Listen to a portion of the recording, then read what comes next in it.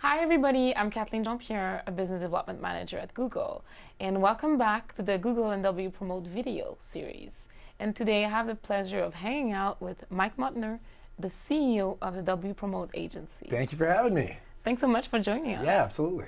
So today we're going to talk about a topic that's dear to your heart. Yes. Full funnel strategies. Let's kick it off. So what do you mean when you say full funnel strategies, and how many parts of the funnel should marketers think about when thinking about digital marketing? So you can see, I think the funnel has been the old metaphor, and you can picture the funnel. The customer life cycle is the new metaphor, but they all follow the same concept, right? And that is that in the process of beginning of not even knowing I want a product to purchasing a product and then becoming loyal to that product is a cycle. Right? There's lots of different touch points in that cycle. There's education and awareness and browsing and comparison and price shopping and then finally purchasing. So in this particular case, we think of the funnel of having, or the cycle really, of having 6 parts. So the first part is discovery. So this is, I don't even know I want a product yet, right? I'm browsing, I'm on social media, I'm doing whatever I'm doing. I'm not really in the market. I might be the right potential next customer, but I don't know that I am yet. The next part is exploration. In this phase, I'm reading, I'm engaging, I'm not ready to buy. And again, these can be really long, or these can be really short. I can go right past exploration. We call the next one captivate. And captivate means, at this point, it is really the brand or the e-commerce store or the product's opportunity to kind of come to light, right? I know that I want to buy a new shirt, and now it is the brand's opportunity to sell me on that brand, right?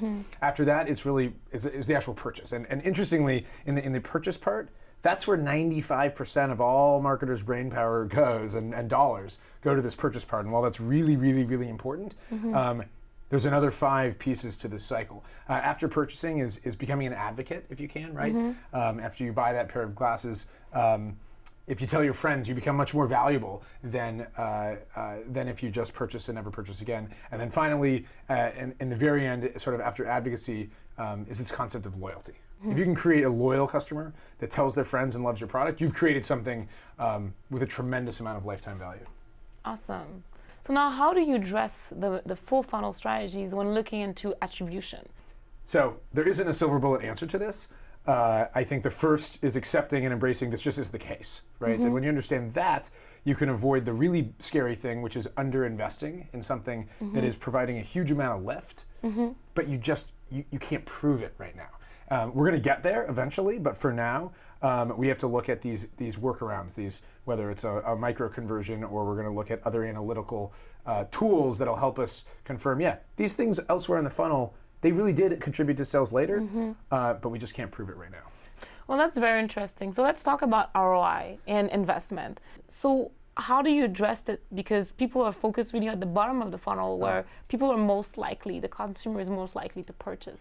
How do you justify the investment on the rest of the funnel or the cycle, the circle? It's a challenge. So I think the mindset that we try to educate our clients and really think about internally is, so sure, people that are right at the bottom of the funnel, ready to buy, pull out their credit card, you don't want to lose those people, right? You've worked really hard to get them there, and so by all means, these other initiatives of attracting your next customer should not come at the expense of those people, right? So that's really important. But a lot of times marketers will focus only there.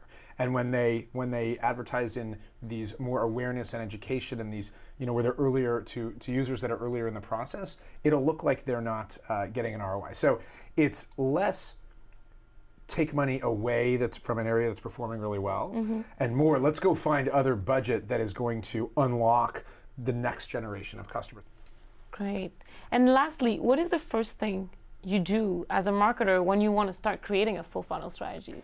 Yeah, that's a great question. So the first thing we're going to do, because the length of time and the complexity of that funnel is going to vary across industry, across product. If you're buying a car, that may take 4 months. If you're buying a pair of shoes, it might take 3 days, right? So the first thing we're going to do is a deep dive into any piece of data analytics that we have and figure out who are the customers, how many touch points, what devices they're on, what platforms they're on, and find these themes. And that'll begin create sort of our baseline. And from there, we're going to iterate. But yeah, we want to look backwards in time and figure out what are the common themes of this cycle? How long does it take? How many pieces of media do they touch? How many ad creatives do they consume? And then we're going to iterate from there. Got it. So thank you so much, Mike, for joining us today for the Google and W Promote video series. And the next topic is very exciting, is about the 3 buckets of investment. That's my favorite topic. Yes. Thank you so much. Keep watching. Talk to you soon.